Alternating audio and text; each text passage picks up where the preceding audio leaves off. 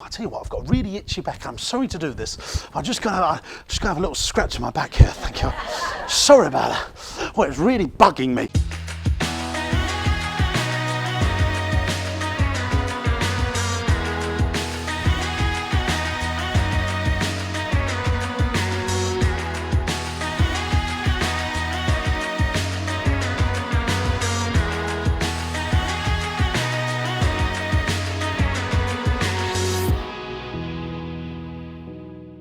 Hello guys, and welcome to a brand new episode of Backstage Business here with me, James Sinclair, in my car, and we're travelling to Stansted Airport because I'm speaking at Build Your Business Empire, I think that's what it's called. So me and a few other speakers talking to a room full of up-driven entrepreneurs, and we're going to go and show them some of the stuff that I believe for business. And that's been, oh hello, look at that, Chudders, that made good for the video. And this morning I had two planning meetings. Two planning meetings. I'm not doing it on purpose, it's just happening. Two planning meetings, one about Christmas and one about the weeks ahead.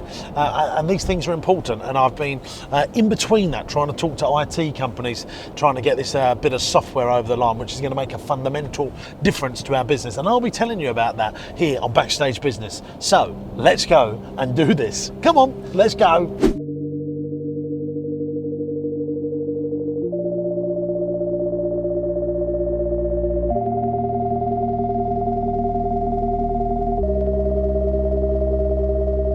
And I started out as a children's entertainer, and we started a company called the Party Man Company. I was doing kids' magic shows, started doing wedding discos and corporate events and stuff like that. And I was growing my business, and I left home when I was 16, and it was mad. I was 16 and I was earning about £1,500 a week.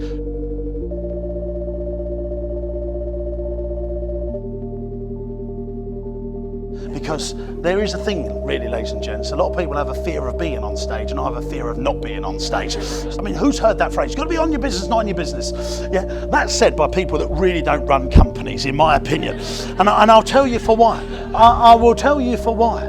Because if I'm the CEO of McDonald's, but I've got no one flipping the burgers and making the chips, you haven't got a freaking company, have you, right? So someone's got to be in it and someone's got to be on it. And that's my view. You do need to be on your business, but you've got to make sure someone's in it, running it day to day. And I'm going to be sharing all that stuff with you.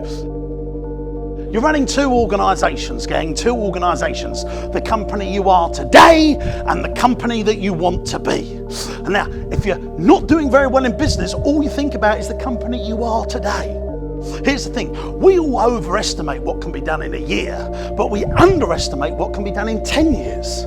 So these guys that understand you're running the company you are today and the company you want to be, those two people, they can see, right, I've got this company over here, I've got to manage this school, I've got to manage these teachers and make tiny improvements, little improvements, try and sort things out, but know that we want to be over here. So I can tell the people that are having a bloody nightmare over here, look, it's going to get better because we're going to get over there, but you've got to work with me. And then guess what? You start getting troops, and then you can go into battle because these people want to come and help you. And the same is for a small business.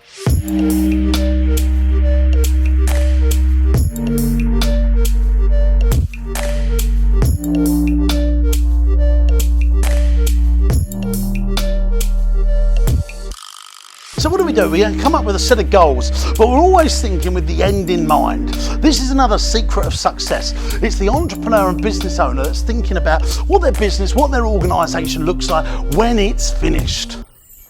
Not when it's finished this week, when it's finished, ready to sell, even if you don't want to sell it. The sad thing is, everyone starts thinking like this 2 years before retirement. When they're about to exit their business, they're thinking, what does it look like when it's ended? Venture capitalists or investors thinking about, right, when are we going to be out of this in 5 years' time? So what's the end in mind for us in 5 years' time? This is really important. And it's got to be documented, it's got to be written down. Goals that help you get to your end in mind. Who's doing this?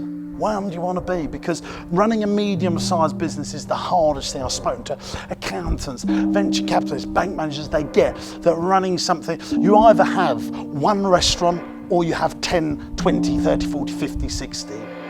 When you've got a medium-sized business, you need the same infrastructure, middle management, as you do if you was a bigger business. And we've got to understand that, gang. It really is so important. Steve Jobs, really, when you study that bloke, he ain't an entrepreneur. He is a master marketeer and a master joint venture person. He put teams together. He found talent. He marketed himself in such a way that talent wanted to go and work for him. Here's something that's really smart. The last thing that you ever give up in business. So you've got all these different hats you have to wear. You're the head of administration, you're the head of HR, you're the head of sales, head of marketing, head of operations. You wear all these hats. What's the last task that you want to give up in business? As what you want to palm off before you become CEO MD. It's sales and marketing, and sales being a big part of it. I know no one wants to hear this, because everyone wants to get rid of sales and be busy being the operator of their business. Buying in administration will cost you £7, £8, £9 an hour. Buying in a really good sales and marketing person will cost you hundreds, thousands of pounds an hour. Don't do bookkeeping. It costs you £10, £12, £15, £20 an hour. Get rid of your books. Use all that time to be a salesman, and that's the quickest way to grow your business. Let me tell you how banks work. They work on management, quality of management. When it goes to big loans, it's all about the management. It's all about the management. Then it's about affordability. Then it's about security. Everyone thinks with banks it's about security first. But let me tell you now, if you look like a wally, even if you've got all the money in the world in terms of security, banks don't want to lend it to you. They want to lend money and then they want to get it repaid. So the number one, they're looking at management first, then they're looking at affordability, then they're looking at security. Everyone thinks it's security first, then it's management, then it's affordability. It's management, affordability and security. We can go and borrow £10 million plus up in the city for something. Do you really think they're tying it to security? Bullshit. They're tying it to the quality of the management and the business plan and the cash flow analysis.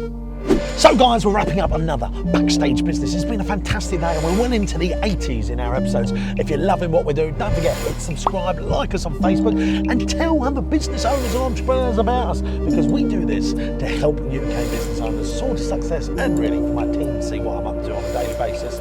We hope you like it. We've had a great day motivating 35 business owners, helping push the personal brand, because I think it's important for business owners to be out there pushing their business. Been speaking a lot about the party man journey today, and these were people close to Essex, and I think we got driven some customers to come to some of our venues. So that building your personal brand really does help your business, and that's why I do this stuff.